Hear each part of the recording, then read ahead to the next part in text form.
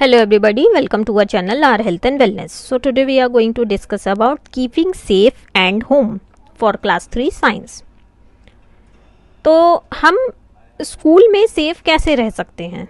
एक तो सीढ़ियों पर जल्दी जल्दी ऊपर नीचे नहीं करना चाहिए, दूसरों को पुश नहीं करना चाहिए, कोई भी अनजान इंसान आपको कोई चीज़ दे तो उसे खाना नहीं चाहिए, कभी भी डेस्क और बेंचेस पर खड़ा होकर या फिर जंप नहीं करना चाहिए और हमेशा अपना आइडेंटिटी कार्ड स्कूल में लेकर जाना चाहिए।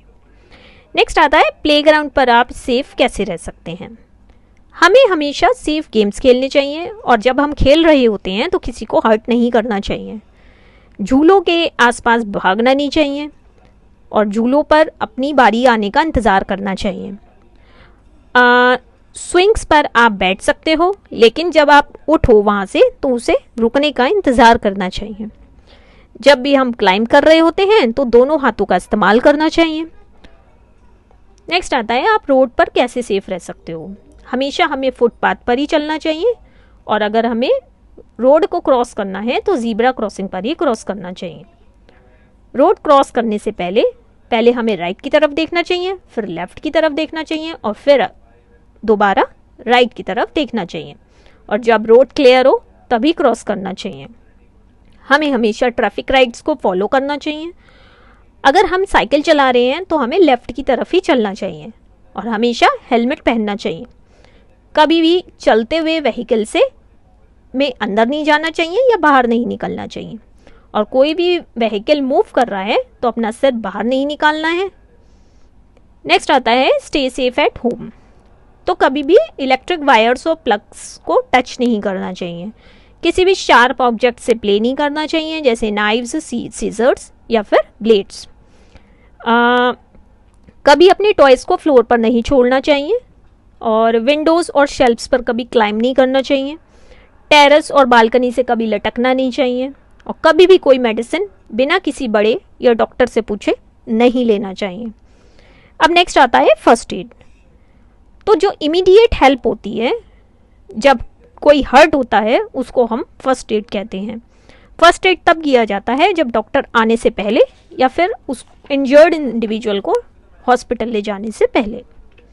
तो अगर कोई हर्ट हो जाता है तो आपको क्या करना है? काम रहना चाहिए और उसके आगे भीड़ नहीं लगानी चाहिए। डॉक्टर को कॉल करें या किसी बड़े को बुलाएं, अपने हाथों को धोएं और अगर ब्लीड कर रहा है वुंड तो उसको साफ कपड़े से धोएं।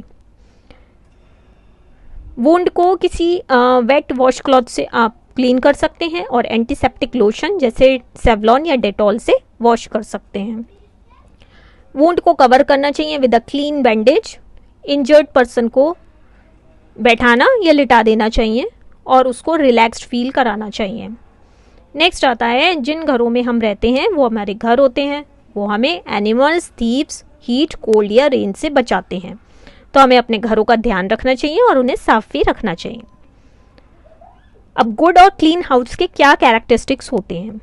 हमें हमेशा हमारे घर के आसपास ओपन स्पेसेस होने चाहिए जैसे बालकनी या वेरेंडा, ताकि अच्छे से लाइट और फ्रेश एयर आ सके। दरवाज़ों और खिड़कियों पर वायर नेटिंग होनी चाहिए ताकि मच्छर, मक्खियाँ या बाकी इंसेक्ट्स अंदर कमरों में ना आए। अपने आसपास क्लीन रखना चाहिए। जितना भी कूड़ा है उसको कवर्ड डस्टबिन में डालना चाहिए। कूड़े से जर्म्स अट्रैक्ट होते हैं और इंसेक्ट्स आते हैं जो डिजीज़ को स्प्रेड करते हैं। ड्रेनेज सिस्टम अच्छा होना चाहिए। जितने भी वाटर स्टोरेज यूनिट्स या ड्रेन हैं उनको कवर्ड रखना चाहिए, क्लीन रखना चाहिए। फ्लोर्स हैं, किचन्स हैं, टॉयलेट्स या बाथरूम्स, उनको क्लीन और ड्राई रखना चाहिए।